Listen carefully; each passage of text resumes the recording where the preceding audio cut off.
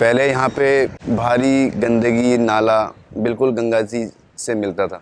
इस प्लांट बनने के बाद ज़्यादा से ज़्यादा सफाई करी गई है। 3-4 सालों में गंगा का प्रदूषण काफ़ी कम हुआ है, खासकर ऋषिकेश और हरिद्वार वाले इलाके में।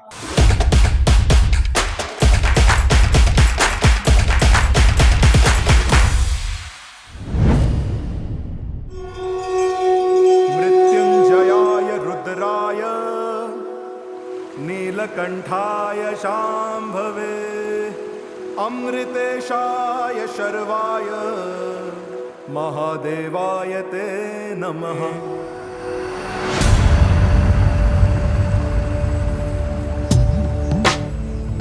गंगा सिर्फ एक नदी नहीं, ये संस्कृतियों और संस्कारों का अभयपुंज भी है।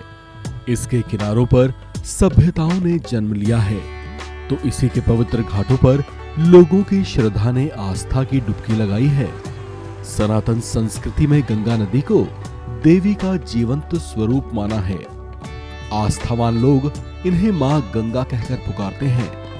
हिमालय के धवल शिखरों से प्रचंड वेग से बहती मां गंगा ऋषिकेश और हरिद्वार तक आते आते कलरव करती शांत जलधारा बन जाती हैं। साल 2023 में हरिद्वार में हर की पौड़ी से 4 करोड़ से ज्यादा कांवड़ियों ने जल भरा था, जबकि उसी साल कांवड़ यात्रा के अलावा साल के अलग अलग समय यहाँ 1.5 करोड़ से ज्यादा श्रद्धालु पहुंचे थे।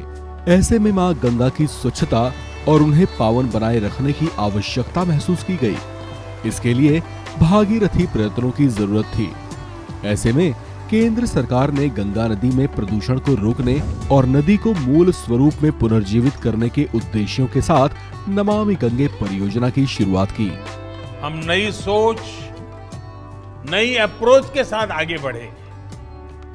हमने नमामि गंगे मिशन को सिर्फ गंगा जी की साफ सफाई तक ही सीमित नहीं रखा, बल्कि इसे देश का सबसे बड़ा और विस्तृत नदी संरक्षण कार्यक्रम बनाया। उत्तराखंड में नमामि गंगे परियोजना के तहत हरिद्वार के जगजीतपुर में प्रतिदिन 68 मिलियन लीटर की क्षमता वाला वाटर ट्रीटमेंट प्लांट स्थापित किया गया है। साथ ही 27 मिलियन लीटर की क्षमता वाले सीवेज ट्रीटमेंट प्लांट को अपग्रेड किया गया है। कोटद्वार में खोह नदी में गिरने वाले 9 नालों के दोहन के साथ साथ और एक सीवेज ट्रीटमेंट प्लांट का निर्माण भी किया गया है। वहीं हरिद्वार के सराय में 18 मिलियन लीटर क्षमता वाला वाटर ट्रीटमेंट प्लांट, चोरपानी में 5 मिलियन लीटर क्षमता वाला वाटर ट्रीटमेंट प्लांट, बद्रीनाथ में 1 मिलियन लीटर और 0.01 मिलियन लीटर क्षमता वाले 2 वाटर ट्रीटमेंट प्लांट के साथ साथ ऋषिकेश के चंदेश्वर नगर में सीवेज ट्रीटमेंट प्लांट, लक्कड़ घाट में 26 मिलियन लीटर क्षमता और मुनि की रेती में 7.5 मिलियन लीटर की क्षमता वाले वाटर ट्रीटमेंट प्लांट स्थापित किए गए हैं। ऋषिकेश शहर का जितना भी गंदा पानी जो नाले से, नदियों से निकल के आता है, उसे हम साफ करते हैं और साफ करने के बाद जो हमारे किसान भाई हैं यहाँ पे आसपास, उन्हें हम ये पानी देते हैं, जिससे उनकी खेती के लिए जो जल की व्यवस्था है वो प्रॉपर बनी रहे। जब से ये प्लांट बना है, ये 17 MLD 18 MLD के आसपास चल रहा है। पानी की क्वालिटी बहुत अच्छी है और इससे गांव के आसपास के लोगों का बहुत विकास हो रहा है। उत्तराखंड में नमामि गंगे परियोजना के संचालित होने से गंगा नदी की स्वच्छता बढ़ी है। इसका सुखद परिणाम ये हुआ कि 4 धाम की यात्रा करने वाले श्रद्धालुओं की संख्या में लगातार बढ़ोतरी होती जा रही है।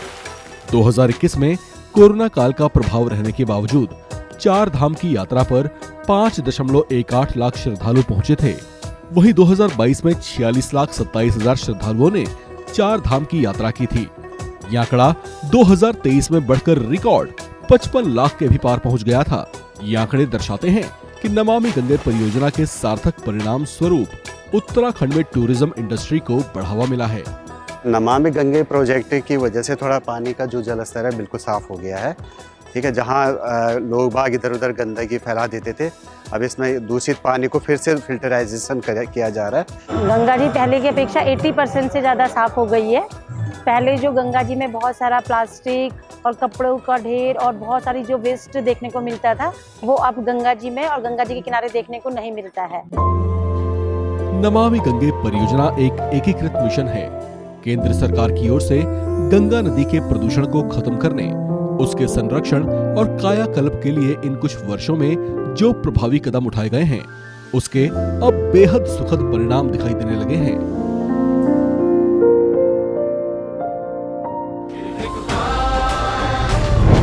कमल का बटन दबाएं, भाजपा को जिताएं।